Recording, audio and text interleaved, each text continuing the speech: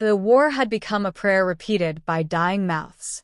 Counselor Threx stood before the projection of the latest battlefield, once the thriving city world of Relharis IV, now reduced to cinders and bone dust, orbiting in quiet collapse. He watched the swirling data streams without blinking, mandibles clicking softly. The hologram pulsed red. Another complete loss. Another plea unanswered. He turned away. They had sent 13 envoys to Terra in the last century. None returned. The humans had responded only twice, once with a 3-sentence diplomatic reply, formal and cold. The second time, just 5 years ago, with a single phrase, "We are not yet ready." And so, the unified coalition bled itself dry against the Varn, an enemy as mindless in form as it was relentless in purpose. Black, ever-shifting creatures of mass and malice, they swept through galaxies like a fire no water could reach. They had nothing to offer anymore. No trade routes. No joint research. No tactical leverage. The only currency they held was desperation.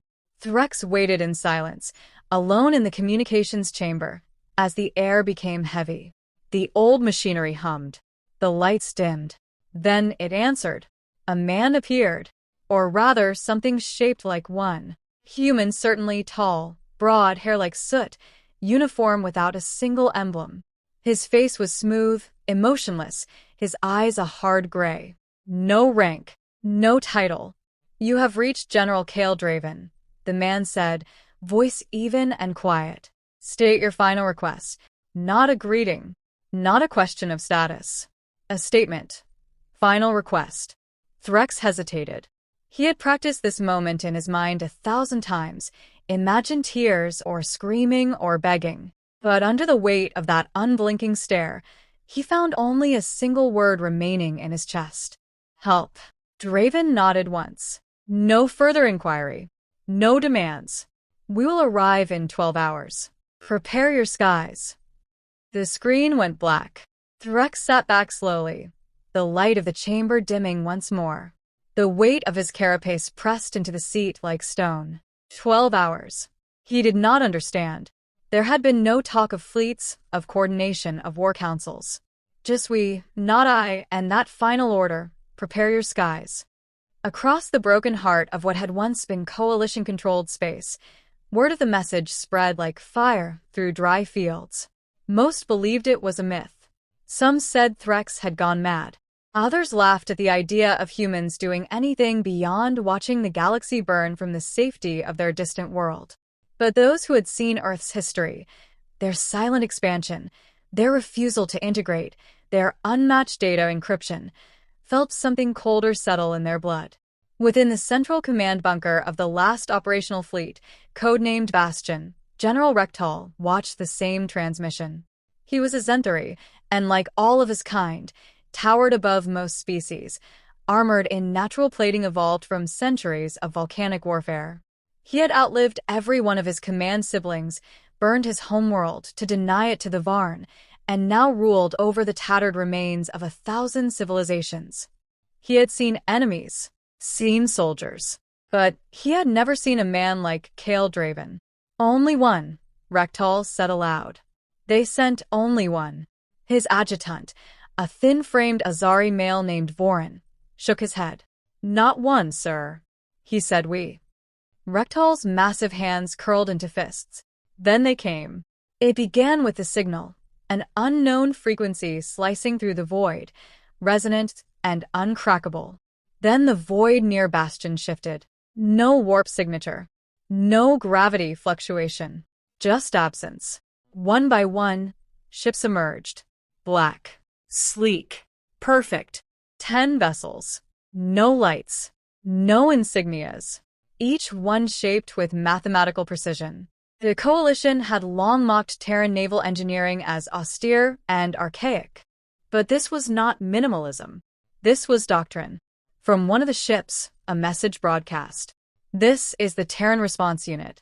Clearance Theta 0. Do not engage. Do not interfere. Do not follow." They didn't ask for support. They didn't ask for data. They didn't ask for permission. The humans had arrived. Rektal stood on the Bastion command deck watching them, these so-called warriors of Earth.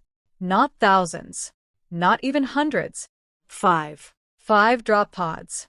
No armor insignia. No call signs. Each bore the same anonymous black plating, reflective and smooth. As they walked past the Coalition guard units, not a single word was exchanged. Each man moved like a predator among prey, coordinated without speaking. The one at the front paused, removed his helmet. He looked ordinary. That was the terrifying part. Mid-30s, perhaps, light brown hair, angular features. But his eyes were cold. Not cruel, not empty, just removed. "Commander Jax Mercer," he said. "Situation briefing?" Threx stepped forward, hesitant. "The Varnar don't need intel. Just point us to their core node." Threx blinked. There are 5 of you." Mercer glanced over his shoulder at his men. One of them, massive, grinning, carrying something that looked like a cannon forged from the ribcage of a god, just shrugged. "5's plenty." "Show us," Mercer said. "Then stay out of our way." They watched them descend. The Varn occupied the ruined planet below, Ulisar Prime. Once a fertile world, it had become a writhing grave, its soil pulsing with blackened biomass. No ship had broken through in months. Coalition forces estimated at least 10 million Varn units on the surface. All interconnected, all evolving. The very planet was a weapon. Mercer and his team didn't wait for orders. The pods launched. Rektal didn't even notice when he'd stopped breathing. Time passed like slow thunder. Then, a single broadcast emerged from the battlefield. It wasn't a distress call. It was laughter. Clear. That voice again, Mercer's. "Nodes down. We're moving to the next." "Next," Threx whispered. The Varn screamed in response. The entire world howled in psychic agony as one of its cores blinked out. The planetary biomass began to decay before their sensors could even register it. Threx stepped back from the terminal. The others around him, strategists, generals, technicians, just stared. "How?" one of them finally asked. "What are they?" Rektal didn't respond. He watched the feed from orbit as another black pulse hit the Varn position. 5 men. The Coalition had thrown galaxies into the fire, and Earth had sent 5 men. And they were winning. Not slowly. Not carefully. They were dismantling an extinction-level threat in real time. Within an hour, all Varn signal activity had ceased on Ulisar Prime. Back on Bastion, Threx stood in silence as the human ship re-engaged its cloaking protocols. No celebration. No report. The team was already en route to the next world. A woman from the Falari race leaned forward, eyes wide. "What did he mean, next?" Rektal finally spoke, voice low. "It means they aren't here to participate. They're here to end the war." Outside the viewport, the last human dropship disappeared into the stars. And for the first time in decades, the Coalition listened to the silence and found it comforting. Terrifying, yes, but comforting. Because something worse than the Varn had arrived. And it was on their side. For now. Now there were only 4 major fleets left. The rest, over 4,000 in total, had been consumed, lost, or, in some cases, turned. The Varn did not conquer. They converted. They repurposed the living and stripped the dead for biomass. Entire species had vanished under the tide, like sand beneath a black ocean. Threx reached for the calm node embedded in his upper thorax, wincing at the strain. He was old. Older than most ever lived to be, in the Scarly lineage. War had starved their lifespans. But he had survived long enough to witness extinction crawl toward them in real time. "Prepare the channel," he rasped. His aide glanced at him with widened eyes, the kind that knew exactly what he meant and feared him for it. "To Earth." Silence settled like dust on a tomb as the command moved through the ranks. Somewhere, deep in the Coalition's battered command nexus, buried beneath moons and layers of encryption, the ancient link was reactivated, a direct line to the Terran consensus.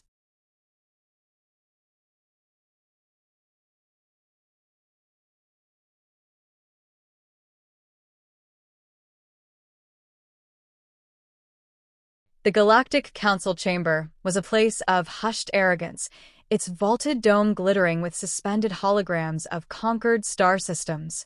Representatives from dozens of species argued, postured, and traded barbed words, but when Earth's ambassador announced that humanity had formally declared war on the Zorvith hegemony, the chamber did not grow quiet. It erupted in laughter.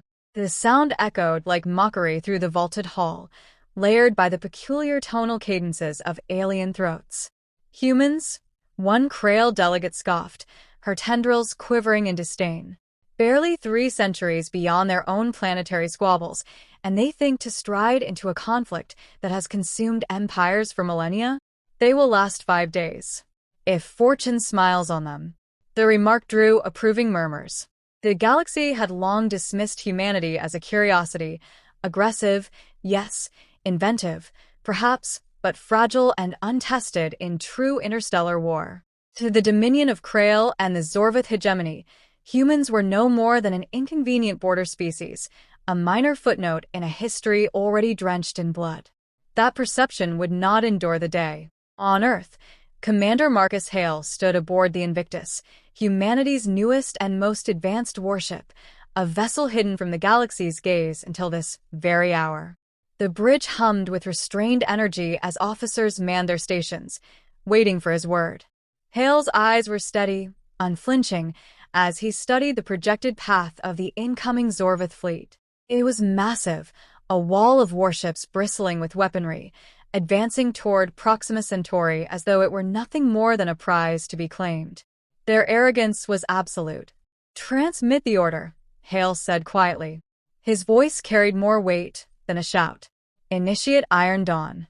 A ripple of acknowledgement passed through the bridge. For decades, humanity had kept its true capabilities hidden, playing the role of backwater mediators while quietly building, refining, and perfecting tools of war no alien species had ever imagined. Faster-than-light drives that could execute precise microjumps within the span of seconds. Artificial intelligence cores that could infiltrate and dismantle entire enemy networks without firing a shot. Railguns mounted on orbital platforms capable of hurling tungsten rods at a fraction below light speed. Each weapon a secret, each strategy a blade held behind the back. Now those blades were being unsheathed. The Zorvith fleet entered the Proxima system in perfect formation, shields glittering in synchronized brilliance. Thousands of ships advanced in a shimmering wave of dominance, their comms channels filled with taunts and jeers aimed at the human upstarts who dared oppose them. Their commanders had no fear. The war against the Dominion had ground on for centuries, and they had faced far worse than Earth's meager forces. In their estimation, this would be nothing more than an object lesson, a swift demonstration of superiority that would cow humanity into silence. Marcus Hale had no interest in giving them that satisfaction. "Execute Pattern Sigma," he ordered. The words were calm, surgical. In an instant, the Invictus and the fleet under his command vanished. One moment, hundreds of human ships appeared to be scattered defensively around Proxima's orbital ring. The next, they were gone, leaving behind only confused sensor echoes. Zorvith scanners scrambled, struggling to compensate. Then the first human salvo struck. It began with silence. No flash of light, no dramatic flare of energy, only sudden, inexplicable voids where Zorvith warships had been moments earlier. A line of cruisers simply ceased to exist, their hulls shredded to slag by relativistic slugs invisible to the naked eye. Panic rippled through the alien formation, their comms exploding with fractured orders. Hale watched impassively as the Zorvith lines twisted in disarray. "Deploy drone swarms," he commanded. Dozens of bays opened across the fleet, releasing clouds of autonomous attack craft, each no larger than a fighter cockpit, each driven by an adaptive AI that learned with every engagement.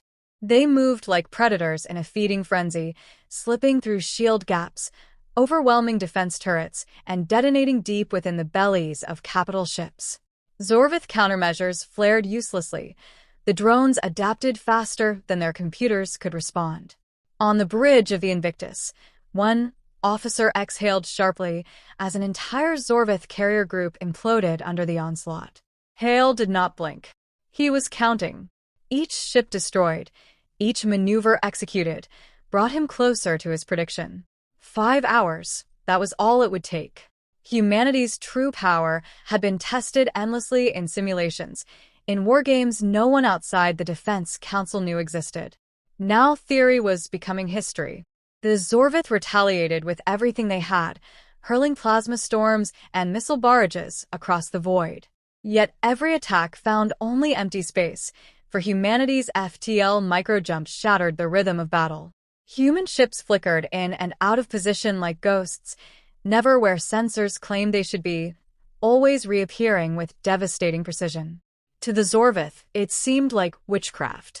To Marcus Hale, it was simply the result of preparation. Hours blurred into relentless destruction. Each time the Zorvith attempted to reform their lines, another strike dismantled them. Their command ships fell one by one, cut apart by railgun slugs or gutted from within by swarms of drones. Even their vaunted shield lattices collapsed under humanity's coordinated EMP webs, invisible nets that left vessels helpless in the void. By the 4th hour, the Proxima system was littered with wreckage. Twisted hulls spun silently through the void, glowing faintly as fires guttered out. Human casualties were negligible, an outcome no alien strategist would have believed possible. Zorvith losses, however, were catastrophic. An entire fleet, thousands of warships strong, reduced to drifting metal and dying screams across comm channels. On the Invictus, silence settled at last. The battle was over. Marcus Hale stood at the center of the bridge, his expression unreadable as he surveyed the devastation. Officers around him exchanged stunned glances, some awed, others shaken by the sheer scale of what they had unleashed. "Report," Hale said evenly. "Zorvith fleet annihilated, sir," his tactical officer replied. "Confirmed destruction across all major vessels. Survivors minimal."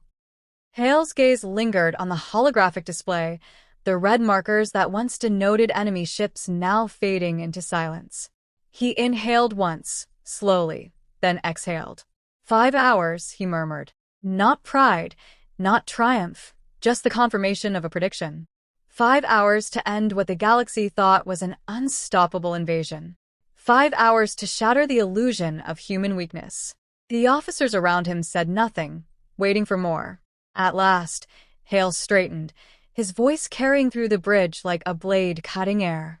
"Transmit the outcome to the Council. Let every species know what has happened here. The galaxy has underestimated us for the last time." As the order rippled outward, humanity's first true war had begun in earnest.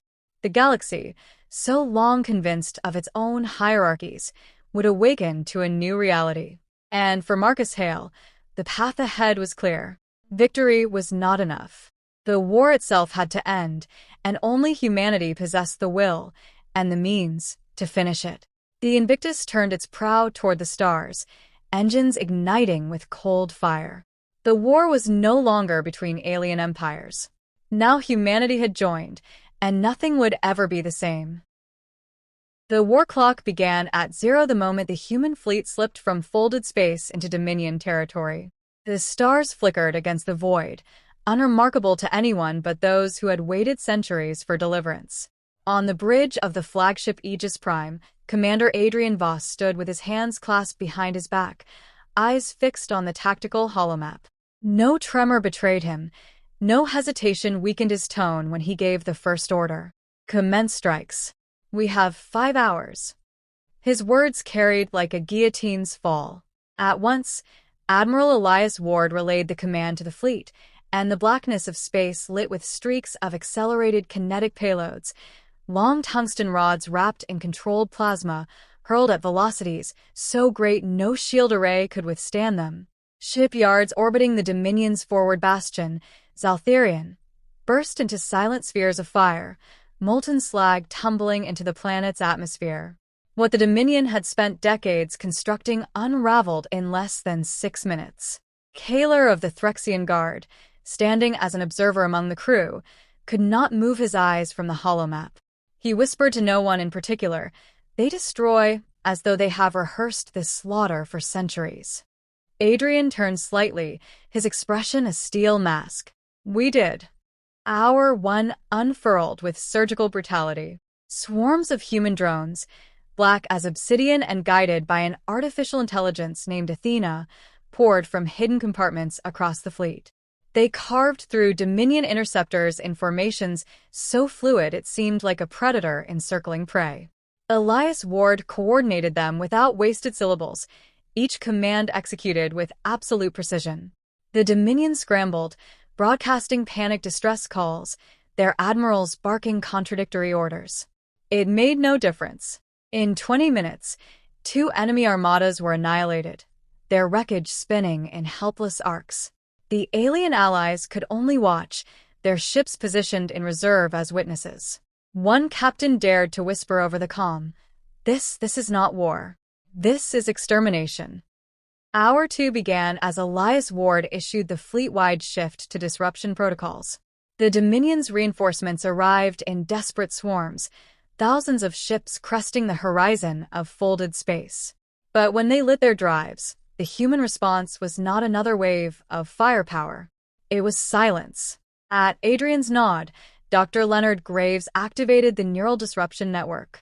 Invisible currents spread like a phantom tide, and within seconds Dominion vessels fell dark, their crews slumped unconscious at their stations, systems frozen as if some unseen hand had stolen their breath. The few that remained conscious screamed over comms about voices clawing inside their minds. Then their signals died. Kaler recoiled in horror. "You kill them all." Adrian cut him short, his voice like a blade. "No. "We silence them. The choice of life or death belongs to surrender." By the close of the second hour, nearly half of the Dominion fleet lay inert, floating coffins waiting for capture or destruction. Hour 3 dragged the war down to the soil. Colonel Darius Kane led the first planetary descent, a grim titan clad in exo-armor that gleamed under the pale sun of Zaltharian. He spoke little, his actions the language of conquest. Human drop pods hammered into the Dominion surface, like meteor strikes. Railguns thundered, shredding fortifications thought impregnable. Dominion soldiers, trained from birth to revel in war, broke ranks at the sight of men who advanced through storms of plasma without pause, shields glowing, movements seamless as machines. Kane himself waded into the carnage, his gauntlet crushing a Dominion officer's blade mid-swing before driving him into the ground with the weight of inevitability. By the 30th minute of ground engagement, Dominion regiments were no longer fighting. They were fleeing. Entire battalions threw down arms, some kneeling before their would-be conquerors, others sobbing as though begging a god for reprieve. To the allies who had bled for centuries, it looked impossible. To Adrian Voss, it was inevitable. Hour 4 arrived with a command that echoed across every channel. "Begin the decapitation strike." A select fleet under Adrian's direct supervision cut through Dominion territory toward the capital world of Draven Prime. Defenses bristled, 100 planetary cannons angled skyward, yet none fired in time. Athena had already infiltrated their networks. The guns died before they could scream. Human operatives breached atmosphere and stealth craft, each carrying the cold resolve of executioners. Adrian himself accompanied them, his presence both reassurance and warning.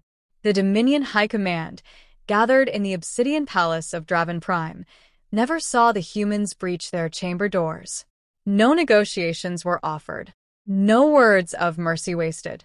Adrian moved through them with the precision of inevitability, each stroke of a sidearm another severed thread in the tapestry of Dominion rule. When their leader, Overlord Carveth, rose to curse humanity, Adrian shot him before the syllables reached his lips. "History is written in speed," Adrian said, holstering the weapon. "And yours has ended." By the end of Hour 4, the Dominion was headless. Hour 5 carried no glory, only silence. With their fleets shattered, their command dead, and their armies broken, the Dominion's remnants transmitted the only words left to them: surrender. One by one, signals rippled through space, the once proud empire collapsing in less time than a single planetary rotation. On the bridge of Aegis Prime, Adrian Voss stood unmoving as the war clock struck its final mark. 5 hours.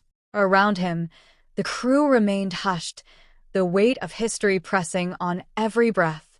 Elias Ward exhaled slowly, as though he had been holding air since the first strike. Darius Kane returned from the surface, his armor scorched, his eyes unflinching. Leonard Graves watched the final report scroll across the holomap, his lips pressing into a thin line of grim satisfaction. Kaler, who had begged humanity to intervene, now stared at Adrian with something far deeper than gratitude. It was fear. His voice cracked when he asked, "Was this mercy?" Adrian's eyes were hard, his tone measured, deliberate. Mercy is sparing those who cannot resist. Efficiency is sparing the galaxy from endless war. Today we gave both. Kaler swallowed the words he might have spoken. In that silence, the truth settled on every mind. The humans had not merely joined the war. They had ended it, as though the galaxy's centuries of conflict had been nothing more than an equation awaiting the right mind to solve. And yet, as the surrender echoes faded, an unspoken dread took root among the allies. If humanity could erase an empire in 5 hours, what force in the galaxy could ever hope to oppose them? Adrian Voss turned from the holomap, the faintest shadow crossing his expression.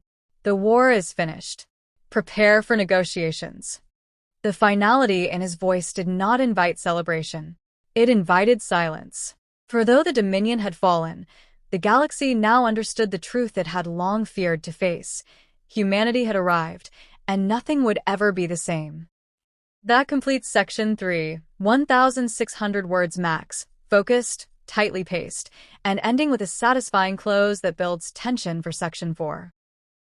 Under the cold shimmer of distant stars, silence settled over the fractured battlefront. Where fleets had once clashed in fire and steel, now only the wreckage of the Zorith Dominion drifted.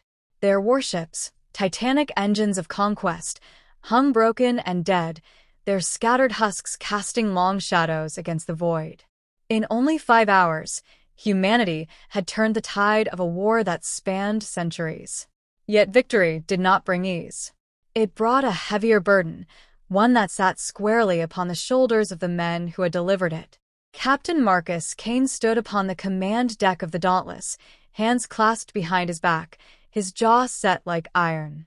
The hum of systems filled the air, the steady pulse of reactors keeping his warship alive as it coasted among the ruins of an empire.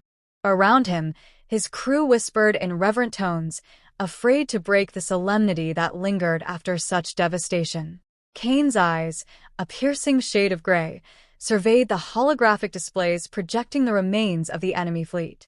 His expression betrayed nothing, but inside, a storm brewed. Victory had been absolute, yes, but at what cost to the future? At his side stood Commander Elias Vorn, his uniform crisp and unmarred despite hours of unrelenting battle. Vorn's face was a mask of discipline, yet his eyes glimmered with a cold satisfaction. He had orchestrated maneuvers that had lured enemy fleets into kill zones, traps so precise they bordered on cruel. His reputation as a strategist had been forged in simulations and war games, but today he had baptized that intellect in blood and fire. To Vorn, the Zorith had been prey, and humanity had proven itself the ultimate predator. He leaned close to Kane and spoke in a low tone, his voice edged with certainty. They'll surrender within the hour. The Dominion has no fleets left to throw at us. Their empire is already finished. They just don't know it yet. Kane did not respond immediately. His gaze lingered on the farthest star, beyond the charts, beyond the war. He was not a man who basked in triumph. He was a man who understood consequence. When he finally answered, his voice was calm, even, but it carried the weight of command. Perhaps. But surrender is not our goal. The Coalition wanted survival. The Zorith wanted conquest. Humanity wanted neither. We came because we had no choice but to end it. And now the galaxy will want to know what comes after. The words hung heavy in the air. Kane knew that with the Dominion shattered, humanity was no longer the quiet observer in the shadows. They were the storm itself, the power that had ended centuries of bloodshed in mere hours. That knowledge would terrify every species that had watched them rise. Dr. Adrian Holt entered the command deck then, his lab coat exchanged for the black uniform of the Earth Defense Directorate. He carried data pads under his arm, his face lit with the glow of analytical displays. His brilliance had birthed the weapons that made this swift victory possible. The singularity cannons that had folded enemy ships into collapsing gravity wells, the AI-controlled swarms that had devoured enemy fighters like a plague. Yet there was no pride in his eyes, only a calculating detachment, as if he were already moving 3 steps beyond the present. "The Zorath High Command has sent a transmission," Holt announced. His tone was clinical, devoid of triumph. "They request negotiations. They are offering a ceasefire, contingent upon retaining their core systems. They claim to seek peace." At this, Vorn scoffed, a sharp sound that broke the tense quiet. His voice was sharp, cutting, brimming with disdain. "Peace? After centuries of slaughter?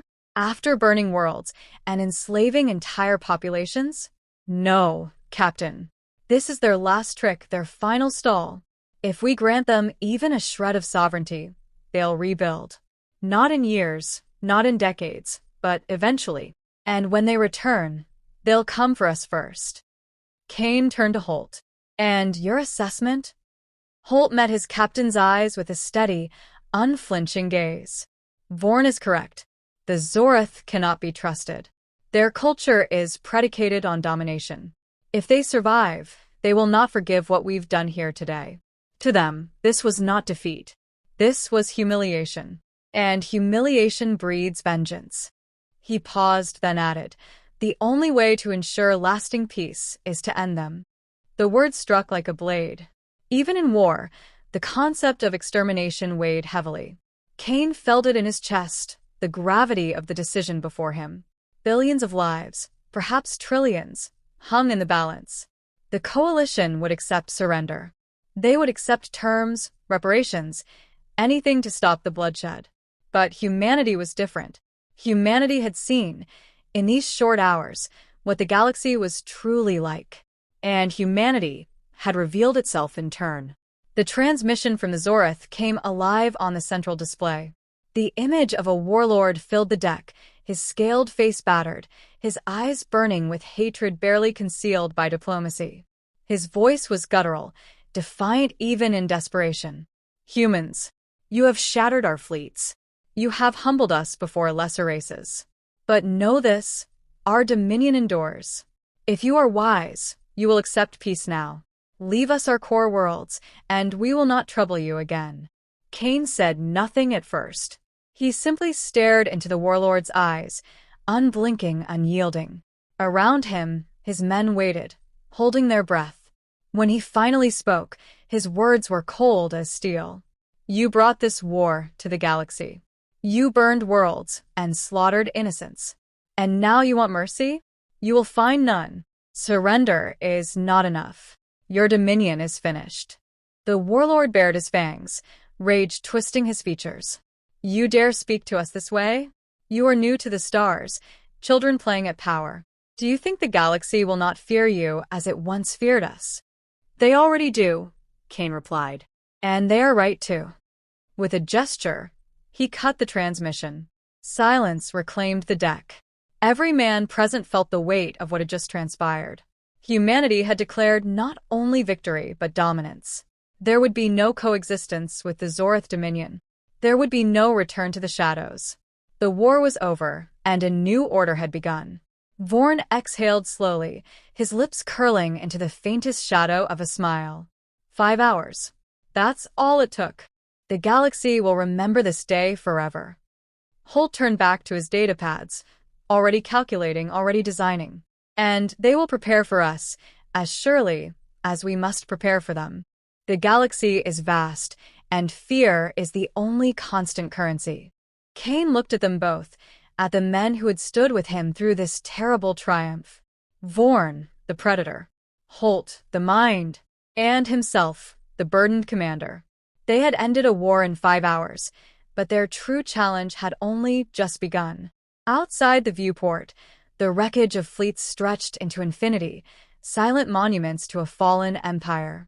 Yet beyond them, untouched stars shimmered in endless possibility. Humanity had risen, not as saviors, but as conquerors. And in that moment, Cain understood a truth that settled deep into his bones. The war had not ended, it had only changed shape. The galaxy had seen humanity's hand, and now every species, every empire, every ambitious ruler would wonder, if this is what humans can do in 5 hours, what will they do in 5 years? The thought was as thrilling as it was terrifying. And Cain, standing tall upon the command deck of the Dauntless, knew there was no turning back. Humanity had joined the war. Humanity had won. Now humanity would rule.